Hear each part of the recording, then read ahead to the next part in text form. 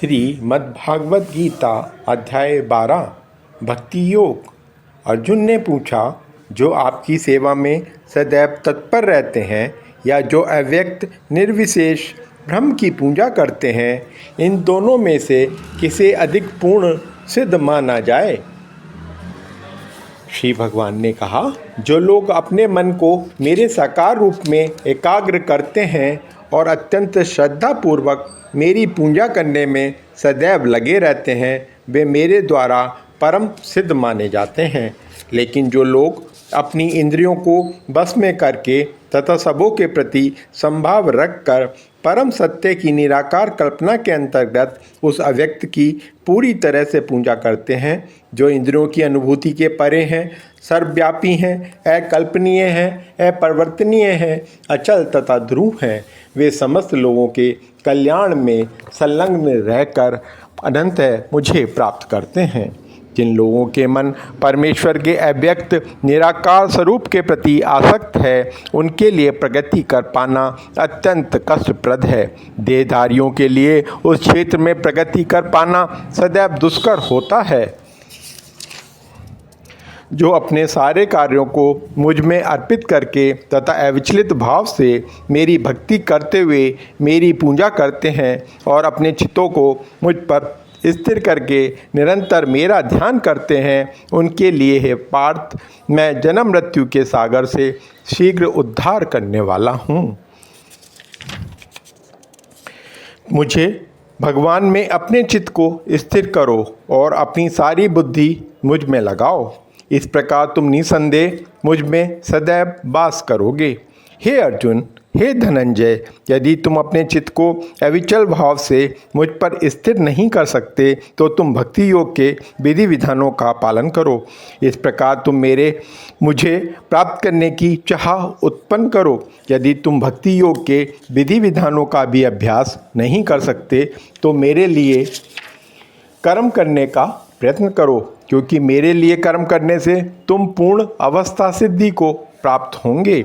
किंतु यदि तुम मेरे इस भावना व्रत में कर्म करने में असमर्थ हो तो तुम अपने कर्म के समस्त फलों को त्याग कर कर्म करने का तथा आत्म स्थित होने का प्रयत्न करो। यदि तुम यह अभ्यास नहीं कर सकते तो ज्ञान के अनुशीलन में लग जाओ।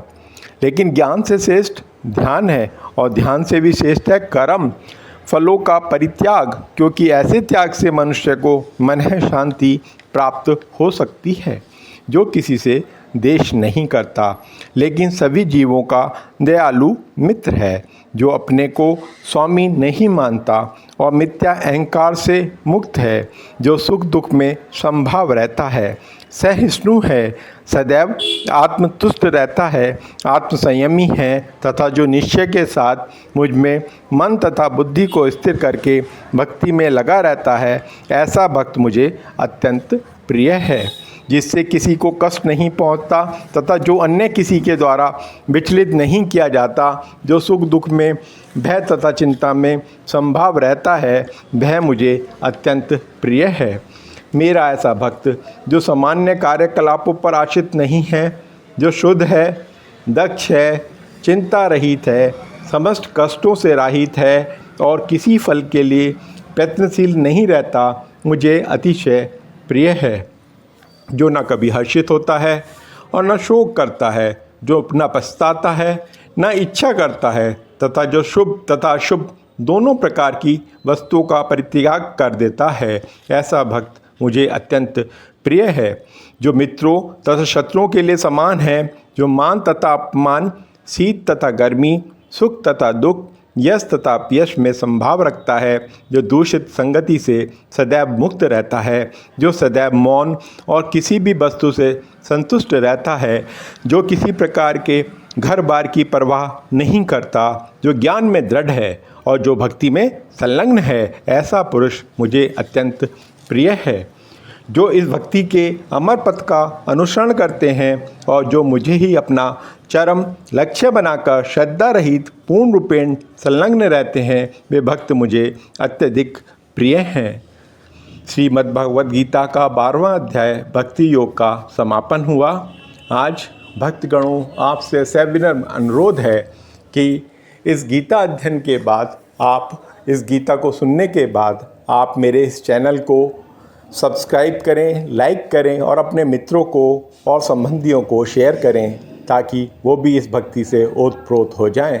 आपका बहुत बहुत धन्यवाद। एक छोटी सी रिक्वेस्ट है कि कमेंट में जय श्री कृष्ण लिखना ना भूलें।